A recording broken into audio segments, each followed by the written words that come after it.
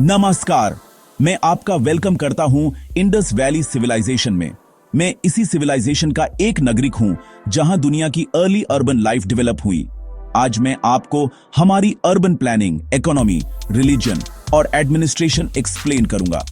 Sindhu cities 2 parts में divided थी। एक था सिटाडेल या एक्रोपोलिस, जो एक एलिवेटेड प्लेटफॉर्म पर बना होता था, और दूसरा था लोअर टाउन, जहां कॉमन पीपल रहते थे। सिटाडेल एरिया में एडमिनिस्ट्रेटिव बिल्डिंग्स, ग्रेनरीज और पब्लिक स्ट्रक्चर्स लोकेटेड होते थे।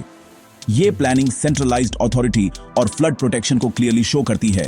इंडस सिटीज ग्रिड पैटर्न पर प्लान थी। मेन रोड्स नॉर्थ, साउथ और ईस्ट वेस्ट डायरेक्शन में होती थी। हर हाउस के साथ एक कवर्ड ड्रेनेज सिस्टम अटैच्ड होता था, जो वेस्ट वाटर को में ड्रेन्स तक ले जाता था। इससे पता चलता है कि सिंधु पीपल को पब्लिक सैनिटेशन और हाइजीन का एडवांस्ड नॉलेज था। मोहेंजोदारो का great bath Indus Valley Civilisation की मोस्ट आइकॉनिक स्ट्रक्चर है। ये एक लार्ज पब्लिक वाटर टैंक था जो बर्न्ट ब्रिक्स और वाटरप्रूफ जिप्सम मोर्टर से बना था। इसमें सेपरेट इनलेट और आउटलेट सिस्टम था, जो सिंधु लोगों की हाइड्रोलिक इंजीनियरिंग स्किल्स को रिफ्लेक्ट करता है। हिस्टोरियंस मानते हैं कि ग्रेट बाथ का use ritual bathing, religious purification और सोशल सेरेमोनीज के लिए होता था। लार्ज ग्रैनरीज का होना यह प्रूव करता है कि Sindhu economy surplus based agriculture पर डिपेंड करती थी। ग्रैनरीज में वेंटिलेशन सिस्टम होता था जो मॉइस्चर से अनाज को प्रोटेक्ट करता था। ये एक state controlled food storage and distribution system का एविडेंस है। सिंधु सोसाइटी का नेचर काफी पीसफुल और ऑर्गेनाइज था। ह्यूमेन पैलेसेस, रॉयल टूम्स या लार्ज आर्मीज के क्लियर एविडेंस नहीं मिलते।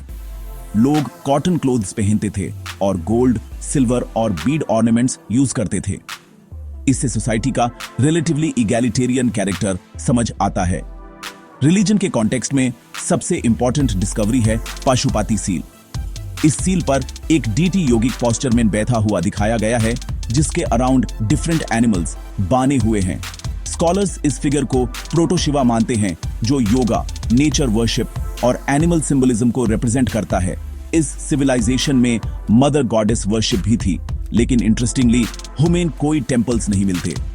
इंडस वैली सिविलाइजेशन में हमें क्लियर किंग्स या मोनार्की के एविडेंस नहीं मिलते, लेकिन स्टैंडर्डाइज्ड ब्रिक्स, सील्स और वेट्स एंड मेजर्स ये शो करते हैं कि एडमिनिस्ट्रेशन काफी स्ट्रॉन्ग और ऑर्गेनाइज था।